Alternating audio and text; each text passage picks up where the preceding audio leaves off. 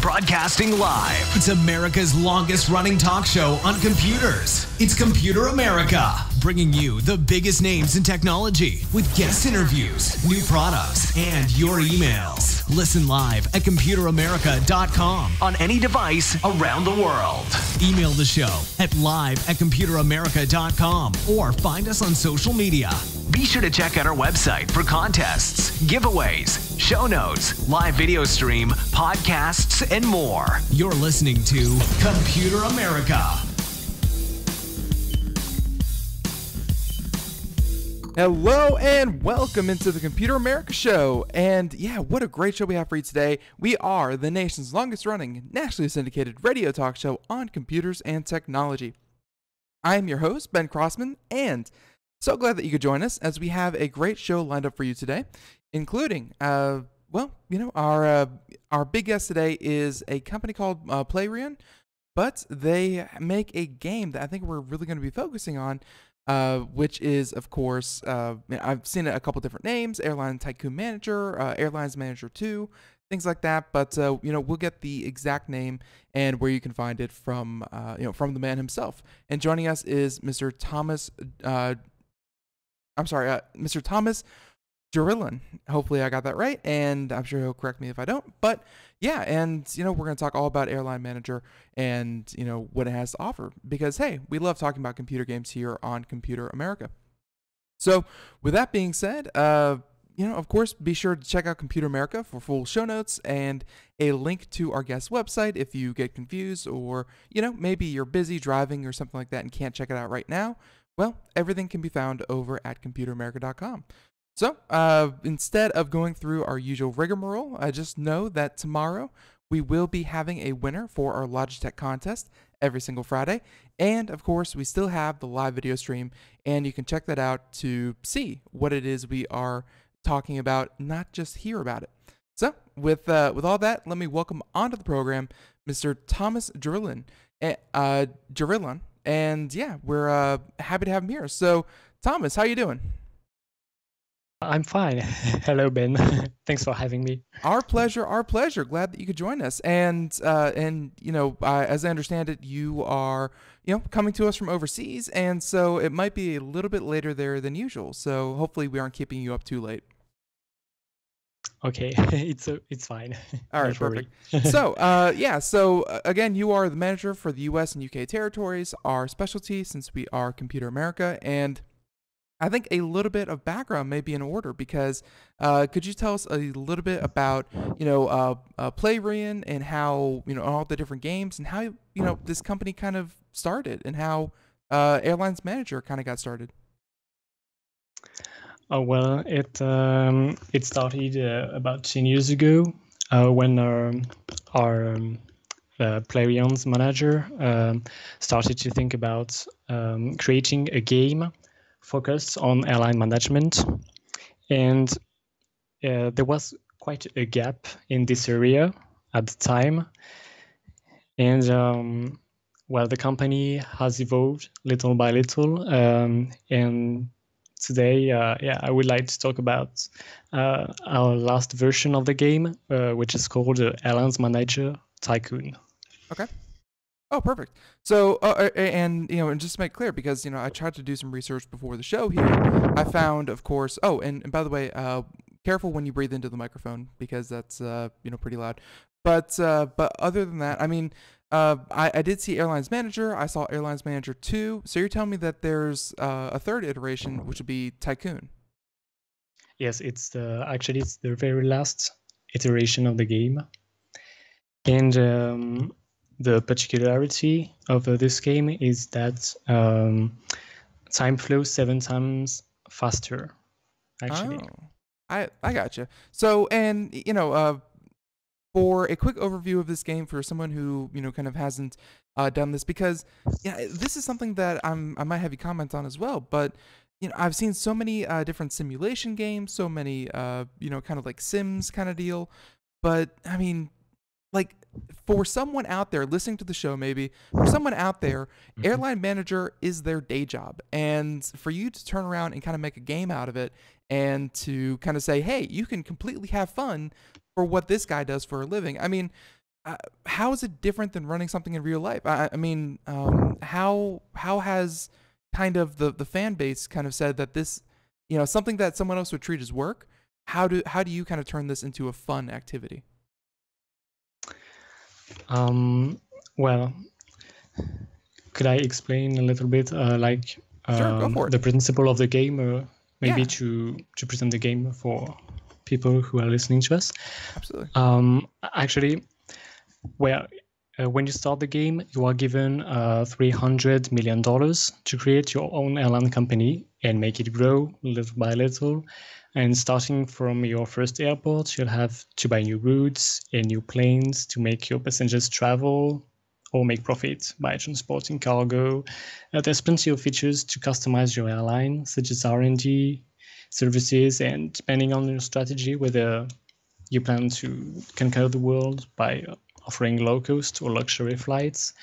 And so it's very close to reality, but at the same time, we try to keep the fun aspect of the game. So it's not too difficult if you have thought about a strategy, and if you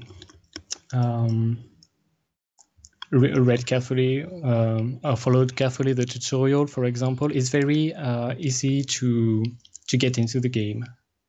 Right. So and just kind of outline what is kind of the goal here. I mean, is the goal world domination? Is the goal to put all the other airlines out of business? I mean, how do you know when you're doing well in the game? Oh, well, you're doing well if you make profit and if your airline keeps growing. Actually, you have stars ranking. So at first you have the bronze stars and silver stars, gold stars, and of course there is a general ranking among players. And actually, among our players, there are lots of aviation enthusiasts, and the simple fact of having their own airline, having their own planes, and opening routes to wherever they want, and they really like it. Actually, just this aspect, without competition, it's already a big fun. Right. Yeah, and as I understand it, you have lots of players. I mean, this, you already have, it seems like over 1.4 million different airlines, or obviously playthroughs started. So this has seen some measure of success, and now you have, Tycoon. So, before we get into kind of the new features added in Tycoon, there's an aspect of the game that we haven't talked about yet, and I've seen a lot of different games do turn-based, where you can kind of pause at a moment, not take your next turn, walk away, do something else. That's not what this game is. Can you tell us kind of how this game is different because it's real time instead of turn-based? Yes.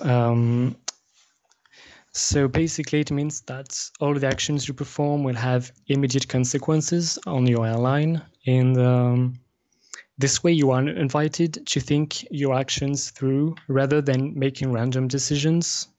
And of course, many tools are provided to help you get an overview of your growing airline, like audit simulations.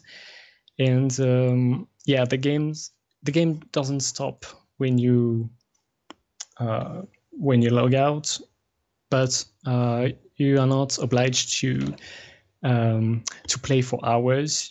Just 10 or 15 minutes a day can be enough. Actually, it depends.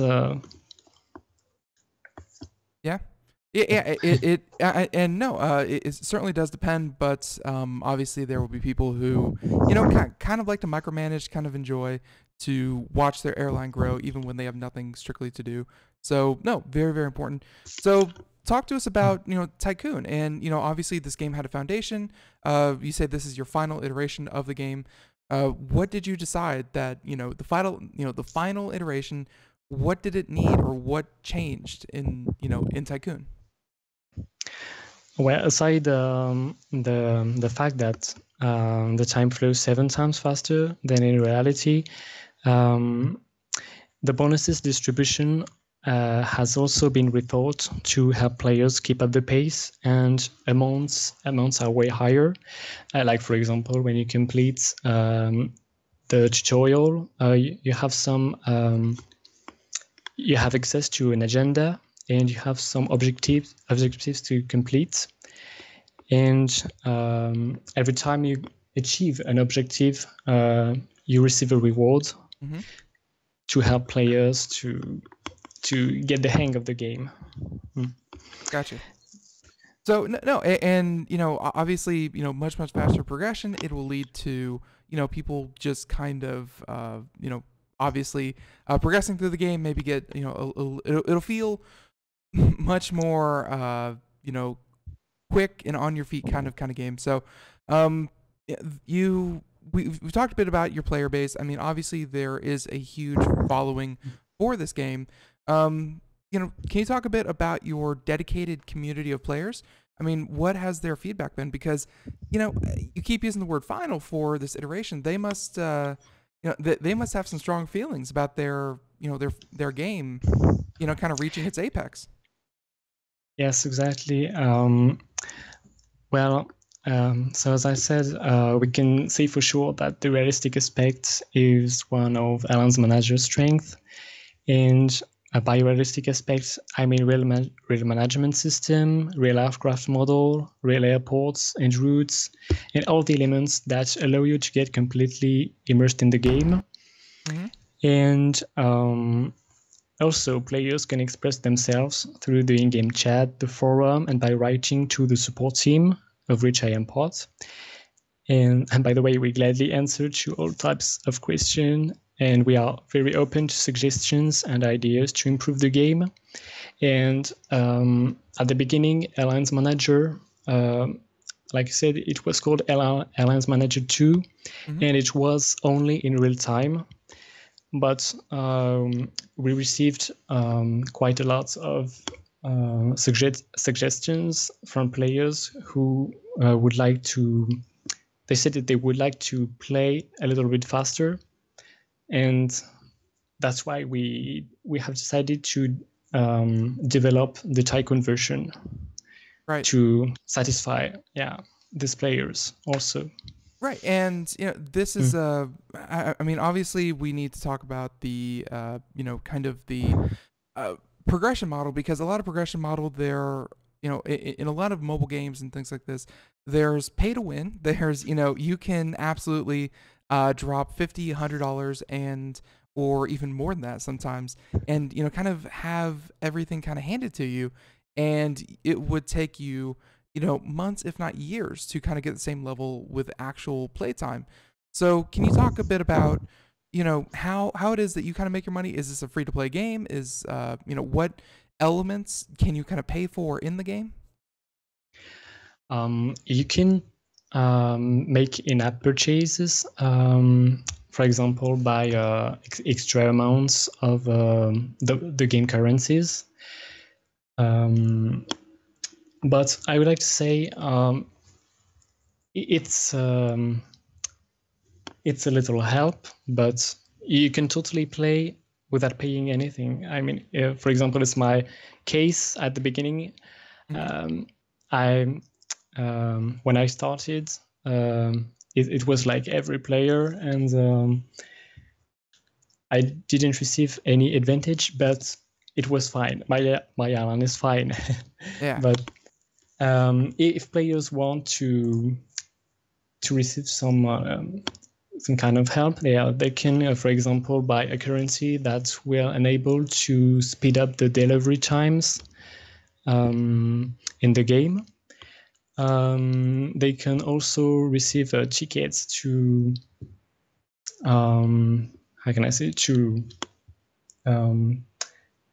try their luck and receive more bonuses. Oh, okay. And also unlock some new aircraft model at the workshop in the game. There are many possibilities actually, but it's very free. It's not a pay to win. No, and I completely understand. I mean, that is a model a lot of other people, have started to adapt to. So not surprised. But I mean, you mentioned that you kind of played through. You don't need to buy anything. But is it that you're really, really good at the game, or I mean, how casual friendly is this game? To pick up, because some of the best games out there, they're easy to kind of step into, and then the ones that kind of stick around are the ones that have a lot of growth for people who become experts or have room to improve. So are only the best players going to like this, or is this casual friendly? No, really, I think it's really casual friendly. It's really for everyone because myself, I didn't know anything at the beginning.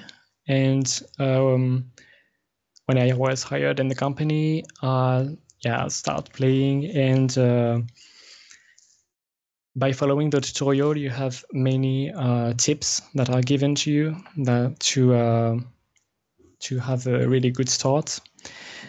And so you choose your first airport, route, and plane, and you get familiar with the game mechanics. Then when the tutorial leaves, it leaves room to an agenda full of objectives and to achieve against rewards. And you are really guided all along the first steps. And if you think you took a bad start, in the worst case, you can reset your airline and start over. Right, and obviously you would start back from square one, but it's not some kind of massive penalty. So very, very cool. And obviously this seems to be like many simulation games out there. I mean, realism is something that I can kind of tell already that you guys really strive for. And we have a question here about how this was actually used in a business class of sorts, or a business kind of tutorial. So I mean, what does that kind of say about your game, that it can be used to kind of teach, I assume, some kind of management skills? And was that something, like, how important was realism to you? Yes, exactly. So Airlines Manager has been used as a business class material to help students, management students, to put themselves in the shoes of an airline CEO and develop their strategy in the short term as well as in the long term. And the mix of real and playful aspects is really appreciated by students and teachers. And the experience is renewed every year for 4 years now. Gotcha. So, and yeah. I also had. Oh, sorry. No, please go ahead. I'm sorry. Go ahead. I just wanted to add that I also had the chance to take part of one business game in Paris, and I think it's really stimulating for students to put theory into practice this way. And also, they are not alone, and they are not only focused on one single aspect. They have to work in small groups and exchange ideas and really get an overview of the situation. Yeah.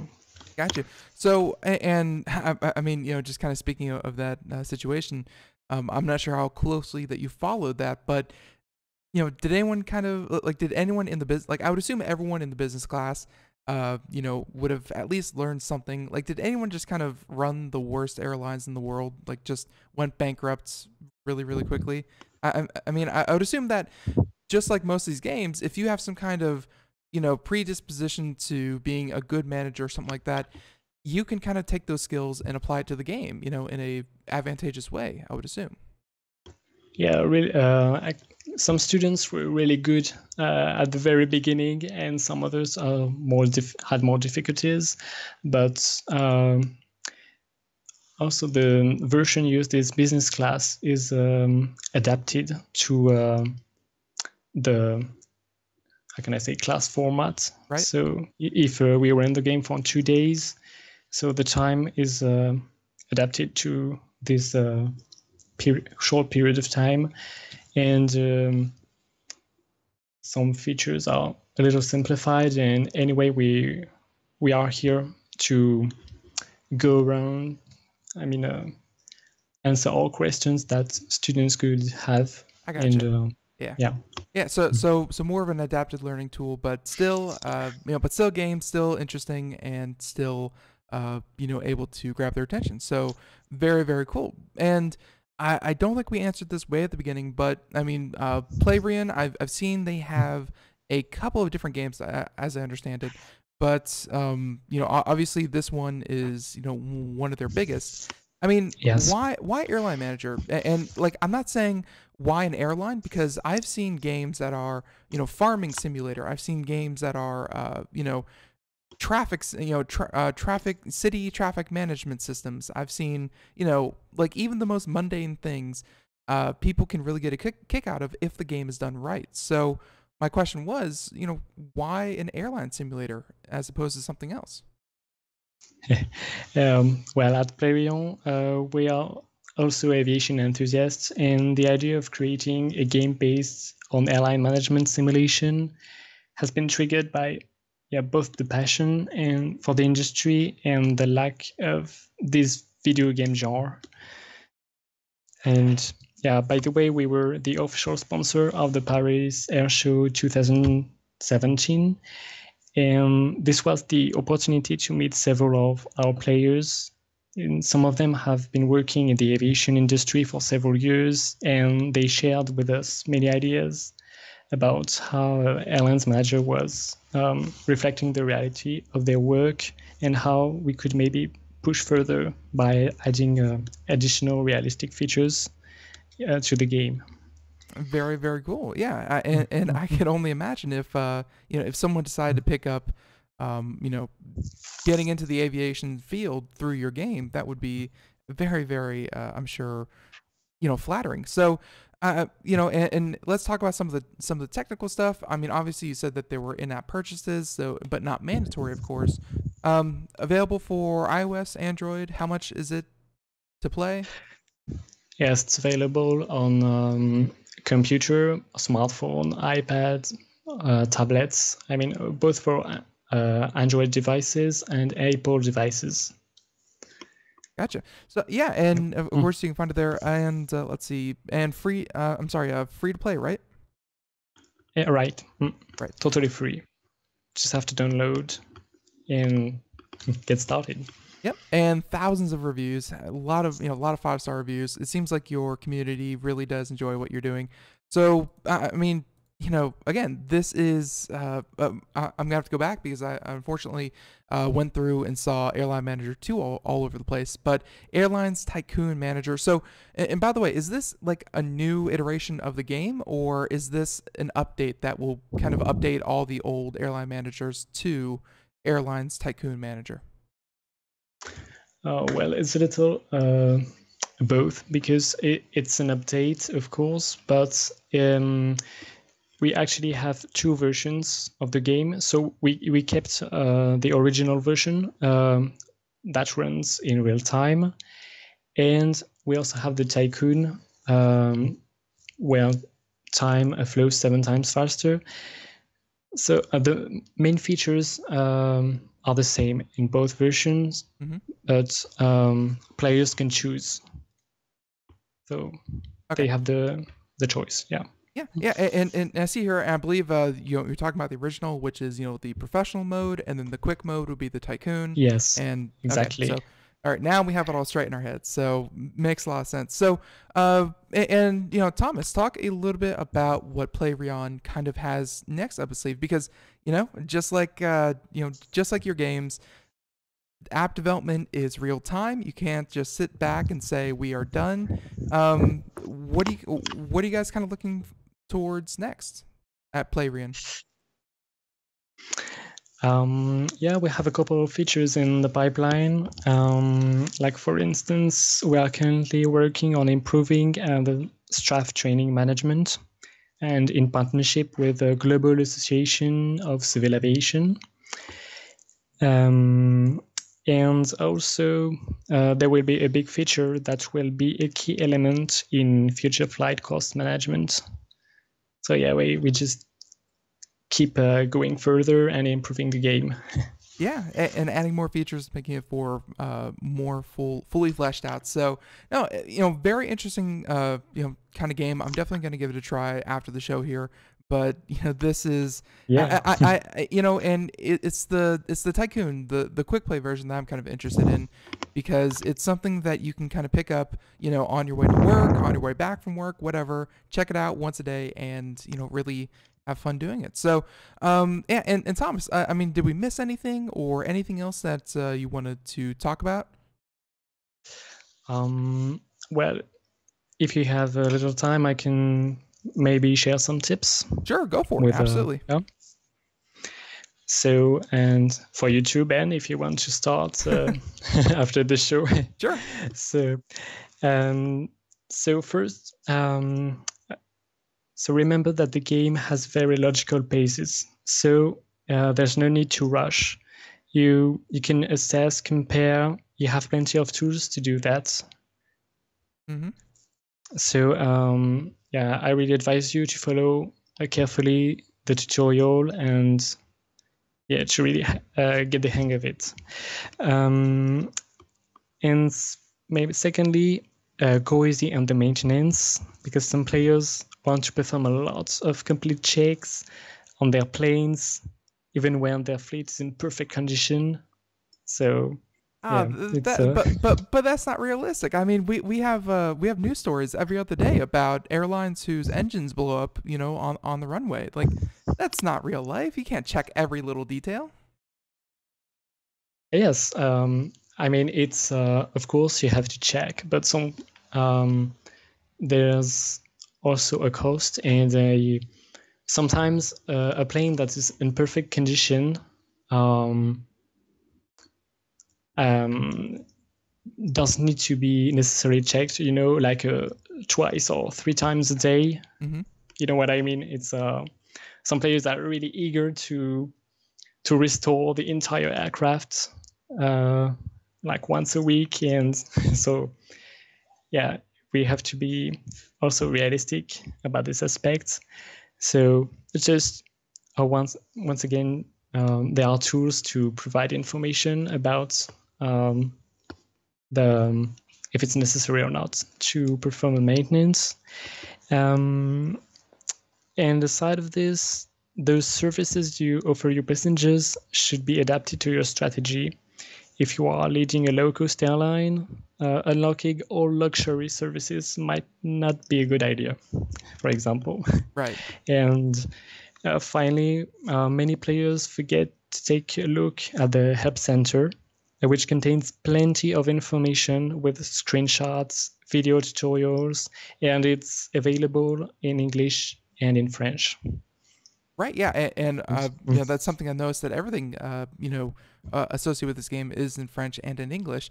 Very important point. And I mean, talk a bit about if people wanted to get involved in your community, because I see that you're on social media, but you also have a forum. What would be the best place or best way for people to get involved in your community?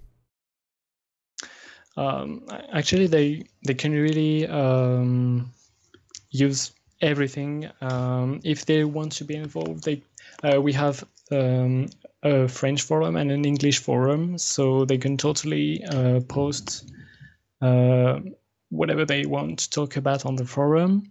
And we are also looking very frequently at the in-game chat. So if players have a question, they can directly ask, and we'll provide an answer as fast as we can. They can also review the help center or send an email to the support. Yeah, and we always answer. So very cool. No, very important to stay in constant contact with your fan base. So no, and again, and Thomas, I want to thank you so much for coming on to Computer America. Unfortunately, we are just about out of time here, but yeah, if people want to find out more, of course, iOS, Android App Store, find it there. And yeah, you know, Airlines Manager and all of the associated features with it. So Thomas, thank you so much, and yeah, looking forward to picking up myself. Yeah, thank you, Ben, for having me. Yeah, it was really nice to talk to you. Yeah, you too. So everyone out there, music means we have to take a break. We'll be back with more Computer America just after this. Stay tuned.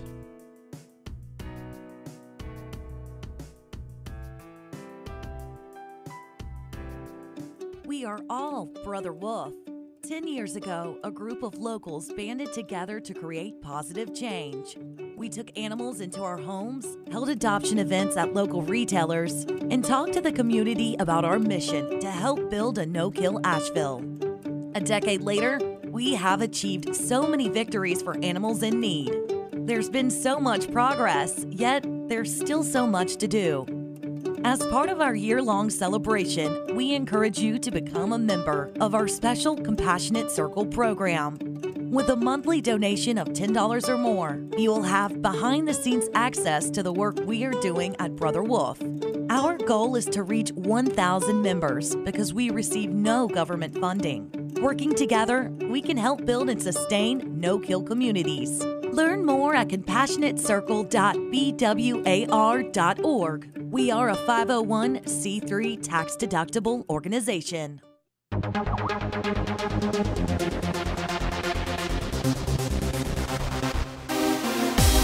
And welcome back to the Computer America Show. That was our Skype notification. Don't worry about that.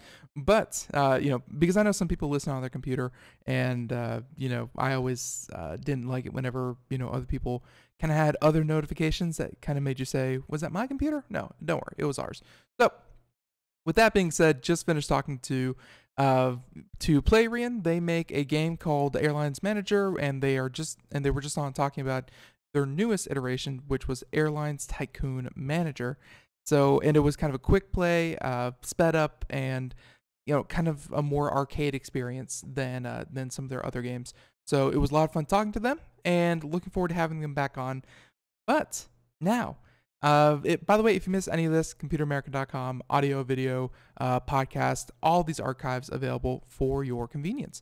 So with that being said, I think we're going to move on to computer and technology news, brought to you by Fire Dragon Security. Here we go.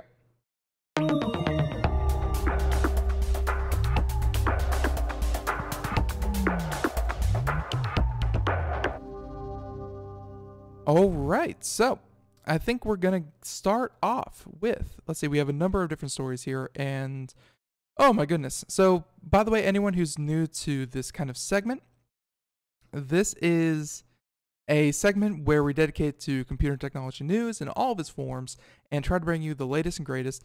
So, I think a good place to start off would be with this one. And, you know, sorry about that. So, you know, Intel's been a long time friend of the show, and it's always fun to talk about what Intel has to do.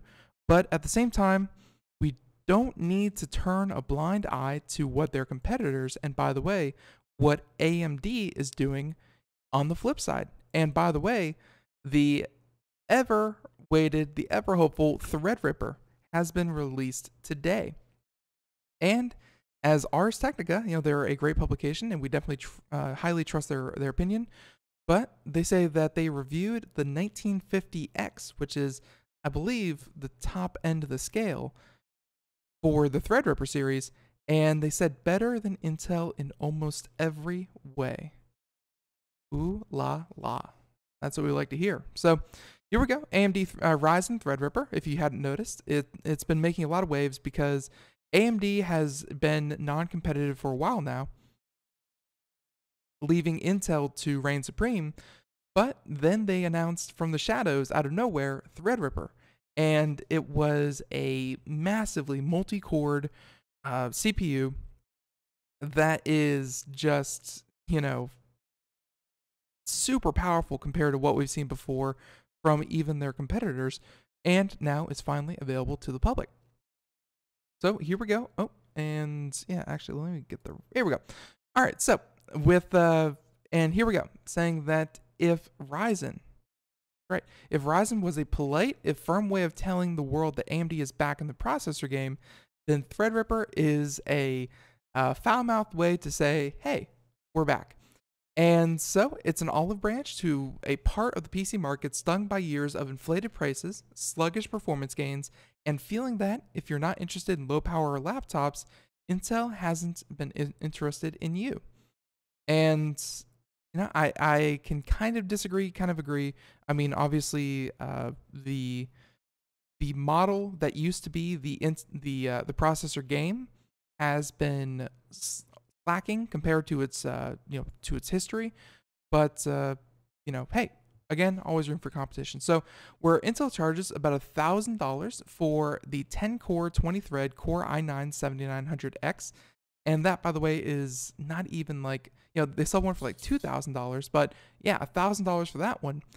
AMD now offers a 16-core 32-thread, so instead of 1020, this is 1632, Threadripper 1950X. So where Intel limits chipset features and PCIe lanes that bring further down the product stack you go, the latter being ever more important as a storage moves away from SATA interfaces, AMD offers quad channel memory, 8 DIMM slots, and 64 PCIe lanes, even on the cheapest CPU for the platform. And yeah, Intel has been, out of their consumer models, has been stripping down features that they felt weren't that important. But let's face it, when you start getting these price points, you're not really aiming for, just your average consumer anymore. Now you're starting to get into enthusiasts, and enthusiasts definitely appreciate all the moves that AMD seems to be putting forward. So Threadripper embraces the enthusiast, the system builder, and the content creators that shout loud and complain often, but of course evangelize products like no other. And it's the new home for evangelant multi-GPU setups and RAID arrays built on thousands of dollars worth of M.2 SSDs. It's where performance records can be broken and where content creators can shave precious minutes from their laborious production task while still having more than enough power to get their game on. And yeah, kind of to the people that they are talking about, sometimes price isn't the point, and it's not even that these things cost too much. Sometimes it's just the features and the power that they have are king. And Threadripper certainly has, delivered on this. So they're saying that when AMD unveiled the Zen architecture, which finally morphed into a product as Ryzen, much was said about the Infinity Fabric, which was the company new interconnect design for maximum stability. And stability, very important for processes like rendering or computations or things like that. And maybe not for gaming, but you want maximum stability, scalability, for certain applications, it's paramount. So, with that being said, what many didn't quite realize at the time is just how well Infinity Fabric would work and just how far AMD could push it. So, and if you're looking at the video portion, we have up the chart. Oh, there we go. We have the chart here of all of the different clock speeds, base clock rates, max boost clock, the cache, the process, all this kind of stuff, and including the price points. So again, the dollar for dollar companion to the Intel i9-7900X would be the AMD Threadripper 1950X. Both go for $1,000. But where they differ is, again, things such as the 16-32 instead of the 1020. I believe the Intel one has a base clock speed of 3.2 or 2.8, something like that. But yeah, no, this one's 3.4. And then it can be boosted up to 4 gigahertz. And actually all, their entire lineup can be boosted to 4 gigahertz. So, just a really well-rounded, processor. And so the advantages and disadvantages of the Infinity Fabric design are well documented at this point. And of course, they have a great article that they link to here in the thread. But many of the quirks that arose from it have since been patched or tweaked. And do note, however, that the Infinity Fabric performance still depends greatly on memory speed. Thankfully, running 3200 megahertz memory with a Threadripper CPU is as simple as loading an XMP profile, a far cry from the memory issue that plagued Ryzen at launch. Right? So, they said that the Threadripper being based so heavily on Ryzen, it's a pleasingly stable platform. And the only real difference is the memory configuration, blah, blah, blah, and the PCIe lane configuration, which now features 64 lanes, but 4 of which are reserved for the new connection to the X399 chipset. And the X399 chipset, that is a chipset found on motherboards. We've had X299 for the longest time, and many of the latest motherboards are going to have that, and it's going to allow you a lot more memory, a lot more storage, just so many more things. If you're going to be upgrading to the Threadripper, at $1,000, don't cheap out and get a cheap motherboard. The computers that you can build with something like the Ryzen Threadripper, you're going to want to go above and beyond to kind of give it the infrastructure to, really take advantage of it. So they're saying that at $1,000, and of course, we talked about the core count and the thread count, and while Intel's superior IPC performance and clock speeds do make up some of the difference, to get the same core count with an i9 costs $1,700. That's right, so $700 more expensive, and you get the same core count. And while the top end of this whole thing, which I believe is like the i9-7980XE, which is like a Xeon processor, i.e. like a server processor, caps out at $2,000. That's right, you need $2,000, and it would be, obviously better than the $1,000, maybe not, in value-wise, but in hardware-wise, yeah, the $2,000 Intel one would be better. So the 1920X fares even better, offering a 12core 24 thread for $800. Intel doesn't have an equivalent chip for that price, only the more expensive i9-7900X or the $600 7820X. And simply put, AMD offers a lot more for a lot less. And,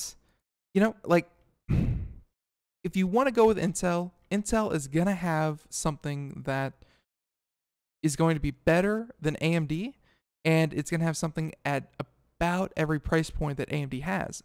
But AMD is going to have something that's dollar for dollar Intel can't really compete with. Yes, you can buy something better than the top-end Threadripper, but it's going to cost you $700 to about match it, or about $1,000 to be better than it. And at that point, you're getting into the Xeon processors, which, are obviously business class. They are not focused towards consumers. And then, you can get a little bit cheaper, but then you have things like 28 PCIe lanes instead of, the 44 or whatever it was. So, yeah, AMD, they have, they may not be the absolute best, but in terms of price to performance to features, they might as well be at this point. So very, very cool to see out of AMD, and all these are available today. So if you're looking for a new processor and you were waiting ever so patiently for AMD to kick it into high gear, now is your chance. Now is your chance. So, all right. That was a lot of hardware talk. Why don't we move over to something a little bit more, not hardware. All right, how about this one? And Disney, I can't strictly blame them because this is what they all do, but I can blame them because of their target audience. And they should know better. So this coming from Engadget. Admittedly, innocent until proven guilty, but the lawsuit, I would not be surprised at all. This is how this was done because, hey, it's how everyone does it. So here we go. This coming from Engadget saying that the lawsuit claims that Disney illegally collected data in kids' apps. And if you haven't been paying attention to the past 2 or 3, 4 years, data is king. Data is valuable, and especially very granular data that you can get from a smartphone app that you can download and then play. So the Walt Disney Company is being sued because a number of its apps geared towards children have allegedly been collecting personal information that the company has been sharing with advertisers. And the class action lawsuit, brought forth by a California woman, claims that Disney and 3 software companies involved in the development of 42 youth-aimed apps have used software to track the app's users' online activity, which was subsequently sold to advertisers without the consent of the parents. And here's where it gets sticky, because if this was targeted towards 18 and over, if this is something like Facebook where, you have to be 13 or older to, participate, it's one thing. But, a lot of these kids apps, they're kind of aimed at, Disney's target audience, which can easily be under 13 years old. And here's where it gets sticky. Saying that they're saying that the lawsuit points to a violation of the Child's Online Privacy Protection Act, COPPA, a 1990 law that requires parental consent before apps aimed at children under the age of 13 can collect personal data. Crazy that in 1999, before smartphones were even around, way before smartphones were even around, a law like this was passed. But still, companies like Path, Yelp, Genesis Toys, and even a Disney subsidiary have come under fire for violating COPPA laws. So, in a statement, Disney said that Disney has a robust COPPA compliance program, and we maintain strict data collection and use policies for Disney apps created for children and families, and that the complaints is based on a fundamental misunderstanding of the laws, and we look forward to defending this action in court. Says Disney. So, the plaintiffs in the case are seeking actual and statutory damages and punitive damages and will determine at trial, along with all trial associated costs. They're also requesting an injunction of practices for the companies to sequester any illegal data. Yeah, and, I guess the best way to prove this, if Disney was in the wrong, would be to find out what data is collected from the app, be it location, be it, phone usage habits, be it, whatever it may be, and then trying to determine how much playtime or how many people who actually played these games actually gave them to kids under the age of 13. It's going to be pretty hard to determine because odds are no one under 13 owns an iPhone. No one under 13 owns an Android phone. A 12-year-old did not walk into an AT&T store and say, "Excuse me, I'd like to buy an iPhone," and then they set them up. No, it's probably their parents. It's probably through their parents' plan, and yeah, it's probably their parents' phone that they then handed over to a child under the age of 13. Might be pretty hard to actually prove. So we'll see what happens. But Disney, I'm not saying that they're infallible. I'm not saying that they're guilty, but they have been hit before with laws like this. So, they're not perfect. Not perfect at all. All right. So I wanted one story to buffer kind of hardware to hardware, and this next one, it's not exactly hardware that you need to concern yourself with, though. Unless you wanted one of the coolest phones ever made. Here we go. So, I believe we talked on the show before about this, but Vertu, they are having a fire sale where the phones are still too expensive. And these phones are some of the craziest and most ostentatious phones we've ever seen. Ostentatious phones that we've ever seen. Where last month, Engadget reported that British luxury phone maker Vertu was closing up shop due to financial difficulties. Shocker. Shocker. You'll find out why in just a moment. Well, the company is auctioning off pretty much everything in its warehouse. And if you ever wanted to snag a Vertu phone on the cheap, this is your chance. Where the company is liquidating the contents of its UK factory, which include a Vertu museum. And that means that a lot of the company's older phones, and newer as well, are available for grabs. And the author said personally, they think that spending $1,300 for a starting bid for a phone that still has number keys. And yes, if you're looking, you can see these phones are kind of built like old BlackBerry phones or old feature phones. Think like the Nokia 3310 with the screen and half of it is taken up with a keypad. It still has that. But it's even if it's made out of 18 karat gold and alligator leather and has a ruby key. Yes, 18 karat gold, alligator leather backing, and a ruby key for kind of, the home button. But hey, someone out there may enjoy it.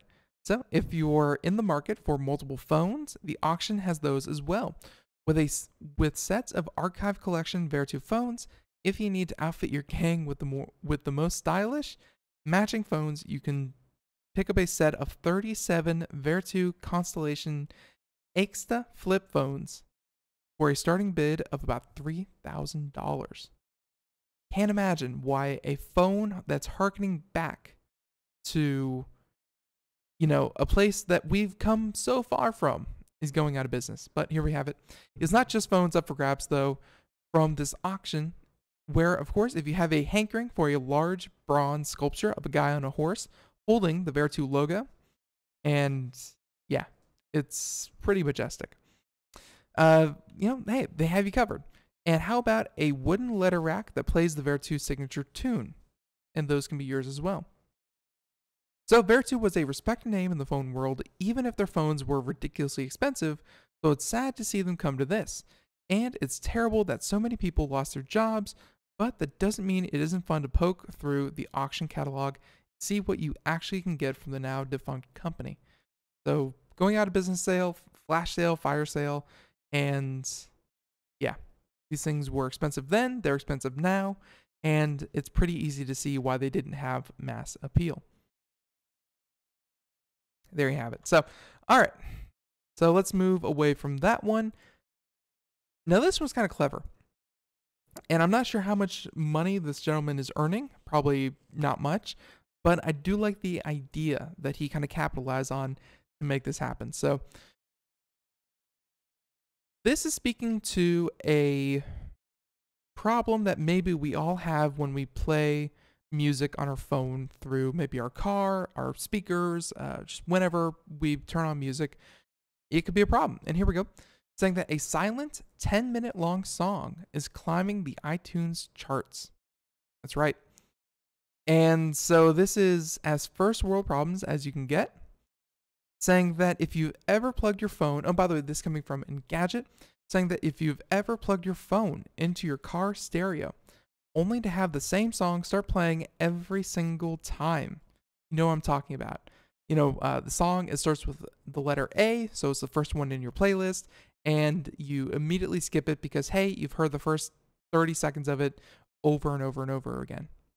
Who needs that? So here we have a true internet hero, as the author called them, named Samir Rezhami, released a song on iTunes that's just 10 minutes of silence, and he named it A 5 A's, very good song. That's right, 5 A's, very good song. So in this case, it would be the first, regardless of what happened, it would be the first song on your playlist alphabetically. And so that means that there's one song that you would hear whether you want to or not. Where many songs start with the letter A would have probably been ruined thanks to this quirk, but if you download this song, you'll have plenty of time to queue up the songs you actually want to hear. That's right. So it gives you 10 minutes of complete silence to find the song that you actually wanted to hear. And in less than a day, it's become clear that Rezhami's trick is resonating with a lot of people. And this is hilarious, where if you're watching the video portion, you can see the iTunes chart here. You know, the iTunes top songs chart, saying that in less than a day, his tweet announcing the track has over 12,000 likes, and more amazing, his song is climbing rapidly up the iTunes charts. Right now, it sits at number 67. That's right. Actually, let's go look that up in our spare time. But yeah, so it's number 67 ahead. Let's see. We have it here. So yeah, we're actually going to go look at the iTunes charts, and let's see, songs. And we're looking. It was number 67 last time we talked. And Control A. Here we go. It's number 82. So it went down a bit, but still 82, not half bad. Saying that, and of course, it's worth noting that the Silent Song is hardly the first to gain notoriety. Saying that though I don't think Johnny Cage's composition ever made a run up the iTunes charts.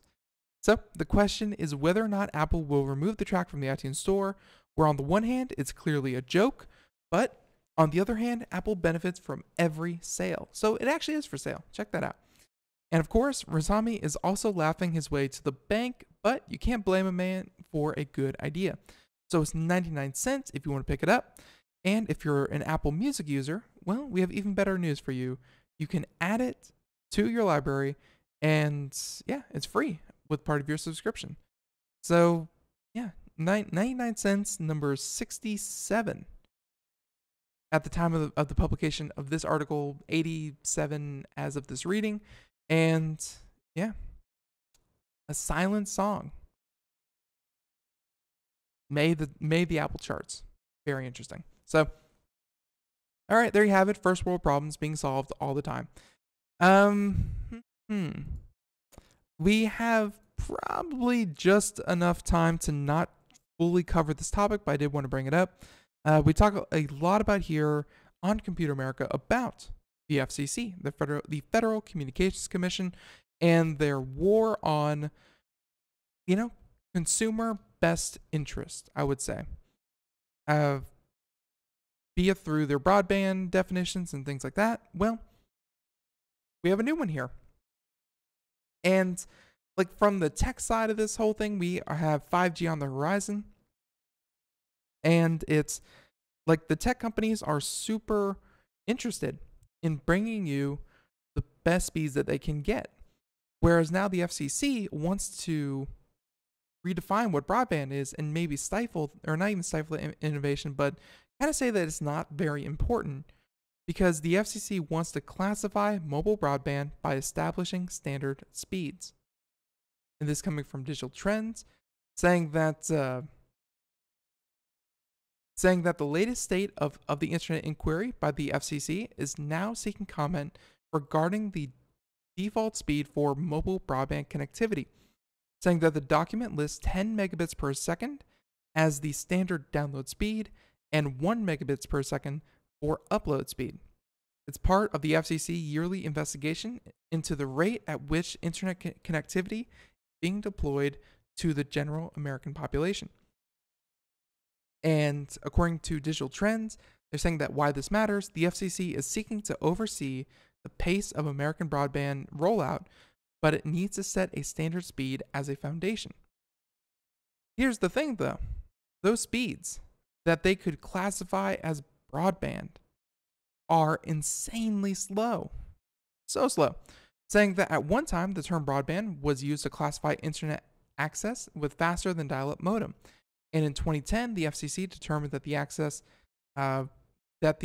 determined that the basic broadband access had a standard download speed of 4 megabits per second and upload of 1. And those numbers have increased to 25 in 2015 and 3 megabits per second for upload. What does that mean? 90 seconds. That means that they're making it so that mobile doesn't have to be as stringent as regular connectivity. which is weird since we're fast heading to a place where mobile internet connectivity is actually faster than any kind of wired connection to your home. Can't see why holding these companies to a higher standard when they could be wouldn't be a good thing. But at any rate, here we go. Computer America. Seconds. Thank you so much to our first segment guest, and we talked all about the airline management simulation. It's a game, arcade game. Talked about their tycoon version. It was a lot of fun, and everyone, be sure to check out computeramerica.com today, tomorrow, every day thereafter, or more here that we do on the program. Tune in tomorrow as we have Ralph Bond, the one, the only, the man himself, coming to talk about some of the best innovations and, of course, stories from Autodesk. So, join us here tomorrow, same time, same place, 4 p.m. to 5 p.m. Eastern. See you then. Thanks for listening, everyone. Bye-bye.